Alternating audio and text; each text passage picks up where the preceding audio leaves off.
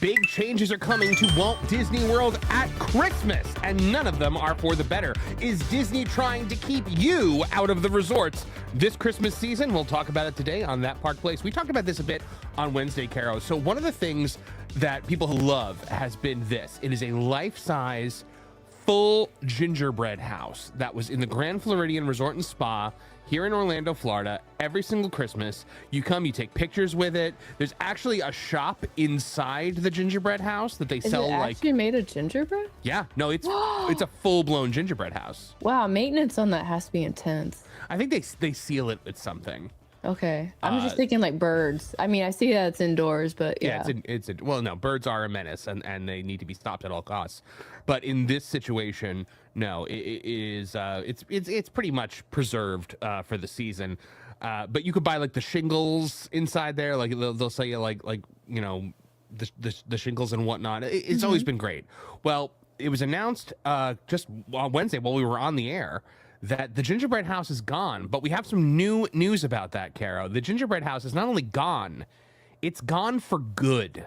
And this is a really weird thing because Disney does not typically say like, oh yeah, this is gone for good. It's usually like, oh, well, you never know, we might bring it back in the future. No, they were like, this is done. We're over it.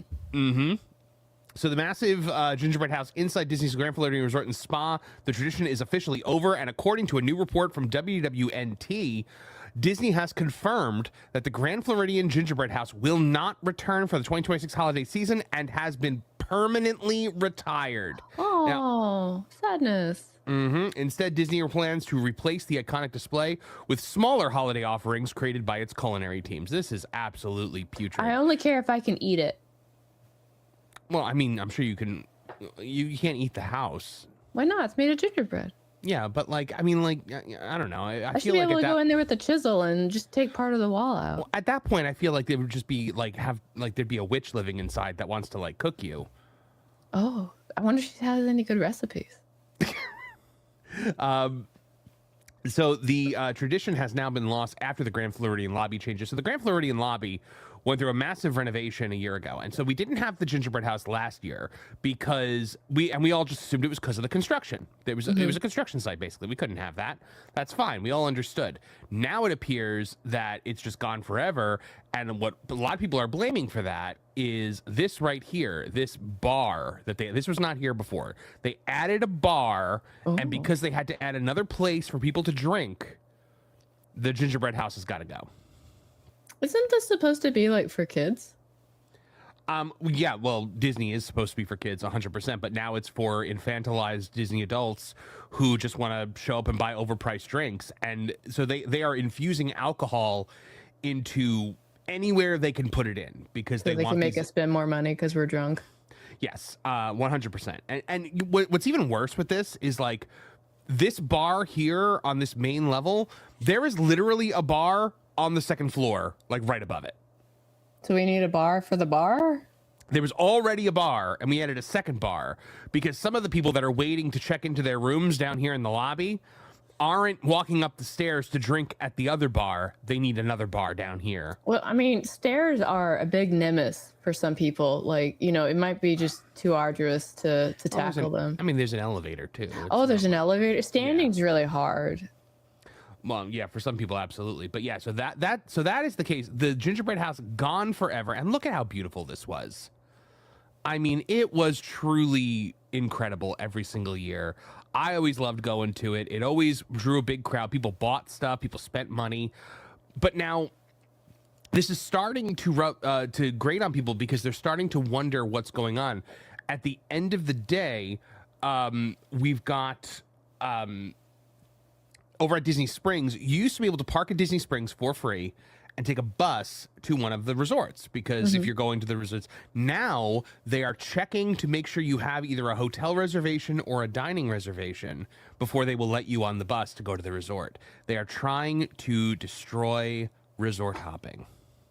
Oh, well, okay. So tell me about resort hopping. So especially around Christmas time, one of the things people really like to do is they like to go to the various resorts around the Disney monorail loop, which is right around Magic Kingdom, because all of those resorts, the Grand Floridian, the Polynesian Village Resort, and the Contemporary Resort, decorate really beautifully for Christmas. So you just you go around the monorail, or you take the bus, or whatever you want to do, and you go to the various resorts, and you check in. Or not check in, but you go in there to the lobby, you look at the stuff, you take pictures, maybe you get some drinks, maybe you get some food, go to the food court, get, whatever it is you want to do. And you just kind of make a night of that. Like, instead of going to the theme parks that night, you're going to the resorts. It was like a nice free thing that you could do. You didn't have to buy anything when you went there. Now they are making it so that, like, if you have to either be staying there or you have to be eating at one of the restaurants in order to actually go. And what we're starting to see, there was something that just came out in a blog post that seems to hint at restrictions for the holiday decor. So this is from WDWMagic.com just yesterday. We're going to be covering this on That Park Place later today. But a June 24th Disney Parks blog post may be hinting that access to holiday decor at Walt Disney World Resort hotels could soon be limited to guests with a resort stay or dining reservation. The post promoting holiday plans at Disney Resort hotels for 2026 includes a line that stands out given the recent Disney Springs transportation changes. For guests staying at the resorts or for those with valid dining reservations, the Disney Resorts collection offers a wide array of bright and merry holiday decor. So Disney has not used this language in previous holiday posts when referring to the resort decor. The wording, however, closely mirrors the new Disney Springs transportation verification policy, which from June 28th restricts bus and Sassagoula River cruise access to guests with a valid resort stay, dining reservation, or Enchanting Extras booking. Disney also frequently restricts resort parking to guests with reservations, especially resorts on the monorail beam or within walking distance to the parks. With the new Disney Springs transportation verification policy also blocking bus access to those without reservations, the practical effect would be to limit access to resort holiday decor to only those staying at the hotel or holding a valid dining reservation. The retirement of the Grand Floridian's iconic gingerbread house adds further context because after more than 25 years as a holiday staple, Disney has permanently pulled the display. WDW Magic sources tell us the Grand Floridian was being inundated with non-resort guests visiting specifically for the gingerbread house, which is what it's supposed to be there for, negatively impacting the experience for resort guests. Now, what we don't know, it's possible Disney is including this language as a precaution in case a decision is made to enforce restrictions during the holiday period rather than as a firm commitment to do so. No official announcement has been made about restricting access to resort holiday decor. Implementing any such restriction across the broader property would require considerable labor. Unlike the Disney Springs bus loop where verification happens at a single departure point, enforcing resort access restrictions property-wide would mean verifying guests across multiple forms of transportation, including monorails, buses, and watercraft throughout the resort. That's a significantly more complex operation. Now, that's the question that people are asking. Are we going to get to the point where they are going to verify you before you get on the resort monorail? Are they going to check to make sure if you have a reservation before you get on the monorail to keep you out of these resorts? Now, I think the Disney Springs thing is a way to stop people from subverting the parking because it's like $25 to park at the resorts unless you are an annual pass holder, in which case it's free. Or not to park at the resorts, to park at the theme parks. And so you could park at Magic Kingdom and then take the monorail to these resorts. But you still have then paid for parking or you're an annual pass holder. So that's the question here, Caro. Do you think that they're trying to lock people out of the resorts, trying to stop people from going on these resort hops, from seeing the gingerbread house, from seeing the Christmas trees that are in these resorts?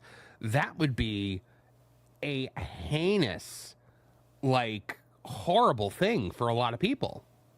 I'm kind of wondering because so like in business, when it talks about sales, there's two types of customers. There's angel customers and devil customers, right? And devil customers are typically the ones that will take. One example I can give you from Rippaverse is that we had somebody that sent in a ticket, has been like longtime fan, and I'm looking for writing opportunities. And so I went and looked up like his order. He only ordered a hat once, right? So I'm not sure how you're a longtime fan if you've never actually bought anything from us, right?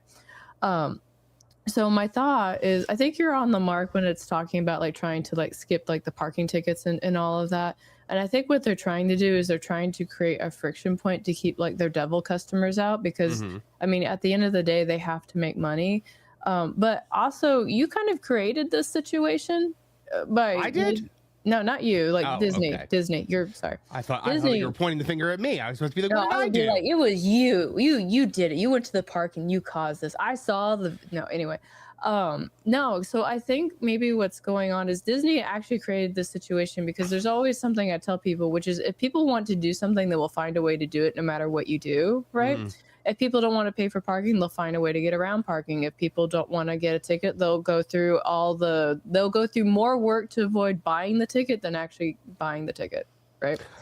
And I think this is just a stopgap. I think they're doing this thinking it's going to fix a problem and it's going to create another problem that they didn't plan for. I mean, one of the most fun things to do at Disney is to go around to the different resorts. I have met up with family, with friends. First time I ever met Pro, we hung out at the Polynesian Village Resort. You go to the resort, you sit down at the bar, you order a drink, you have some food at the food court and get some nachos to split or something like that. I bet you took videos and shared it on social media too, right? Yep, pretty much. That's one thing they're going to lose with that. Yeah.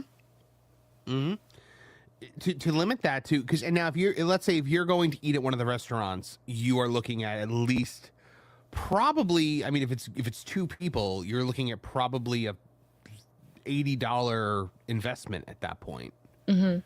So, I can't imagine that this is going to be what they start doing. I can't imagine the friction point that they're going to create if they start limiting the monorail, like the resort monorail to only resort guests or to people with dinner reservations. It would create a major bottleneck also for the monorail, which is the thing that you especially can't have at the end of the night. Yeah. So, Epic Mike, by the way, is a devil customer because he is the worst. He is not. He's charming and wonderful. You take that back, Mike. You take that back right now. Mike and I are in agreement on this. He is not a devil customer. Whatever. But yeah, so that's the case, guys. Is Disney now stealing Christmas, essentially? Are they taking away, like, this is like the Grinch, right? It's like you're coming in and you're taking away all like the traditions that people have, the things that people like about Christmas. Like you're just slinking around like a snake on the carpet and using the magnet to take down all of the stockings that are hung by the chimney with care. Like this is going to be a real huge blow to, if I'm Universal right now, I'm scrambling to be like, how quickly can we put a gingerbread house in the Helios Grand Hotel? They're just trying to make money, but I think the way they're going about it's really poor. A lot of their business choices, from what I've heard, have made fans that I know of Disney World and Disneyland really frustrated. Like I know one person that used to go every year with her kids, and she told me like 2 years ago, she's like, it's too expensive and they're not doing anything worthwhile for my kids, so I'm not going to go anymore. Like she had like an annual pass like every year, and she's just like, no, I'm not worth it now, because they have realized that the people that they want to court are the dinks, the dual income, no kids Disney adults, because they'll come and they'll go $25,000 in debt to do a Disney vacation. Like they won't care. Like Disney adults are racking up credit card debt like there's no tomorrow, in order to indulge their Disney fascination. So what they've done essentially is like, we've talked a lot about baked in value on this channel in the past, the value that used to be included with the Disney resort stay. Part of it was the intangibles, right? It was the things that don't actually cost anything, but like, you get as part of the experience. Part of that is resort hopping. Another part of that was they used to have, used to be able to take a free resort shuttle bus from the airport. It was called Magical Express. And you get in the resort, they take you from the airport, take you right to your resort, included in the price of your stay. They take your bags to your room. It was a phenomenal service. Everyone loved it. They even, like, you'd get in, the bus was themed, and there were TVs in there, and they would play this video. It was like, welcome to your Disney vacation. And it was the perfect way to kick off a trip. Kids loved it. Parents loved it. Truly incredible. Then you would also then stay in your resort. You'd get housekeeping turn down service every single day, new towels every single day. It was great. You went to the parks. Everybody had the same fast pass opportunities, and that was also baked into the price of the ticket. They've taken all of that away, Caro. And here's the thing. People were like, oh, well, it was free. They took it away. No, it was never free. it was part of the price of what you're paying. It added to the value of the park ticket. The park ticket is expensive, and that's okay because the fast pass is included in the park ticket. So there's added value there. The hotels are ludicrously expensive, but you know what? That's okay because there's added value in there in the Magical Express bus, in the turn down service. Now, no more Magical Express. You get turn down service every other day. And the fast pass is now a paid system. So Michael Eisner had this everyone's a VIP mentality about the Disney parks. Like, no matter who you are, no matter how much money you've spent, whether you're staying on property or not, you are a VIP and we're going to treat you as such. That is not the case anymore. Now it is very much there are VIPs and there are Ps. And if you just pay the single admission ticket, which is already ludicrously expensive, you are just a P. And the VIPs are the ones that buy Lightning Lane Premier Pass and take the tours and do all of the extra stuff that add on to that. Disney is only courting the ultra wealthy at this point, and it's really not cool. Like they've taken something that was once for everyone and made it something that's an elitist experience. And yeah, I hate that. And it's, you used to be able to justify it. You used to be able to justify the costs associated because you've got all of this value baked in. Now they're removing the value and raising the prices. I guarantee you this Christmas, the prices are going to be more expensive than they were last Christmas. But now you're not able to, you're not able to go around and do the resort loop anymore. If what they're saying is true. And the way that blog post is worded, it really worries me because I'm waiting to see if there's going to suddenly be a person with a scanner sitting outside the resort monorail and outside the watercraft to be like, all right, let me scan your band to see if you have a reservation. I don't like it. Yeah, that doesn't seem well. I mean, at least when I was growing up, everybody wanted the experience of going to Disneyland and making the memories and all that. And I guess I'm wondering if because they're not able to retain a younger audience at this point, like there's no excitement to go. Because at least when I was a teacher, like the idea, like my students were mixed at the time. Like some of them really wanted to go to Disneyland and Disney World because they loved it. And some were not interested because they didn't like any of the stuff that was coming out. Yep. Well, Christmas was always the most magical time to go to Walt Disney World. It was always said, I used to always tell people that would ask about going for Christmas for their first time, I would always say, don't go for Christmas for your first time. Go another time of the year and then do your next trip at Christmas, because once you go for Christmas, you're only going to ever want to go for Christmas because it's that wonderful. And now it's just, like everything else, they made it worse but more expensive, and that is a trend that Disney does not seem eager to stop anytime soon. Thanks for watching That Park Plays News. For more information, consider checking out www.thatparkplace.com. And don't forget to subscribe, share, like, and send this out on your favorite social media account.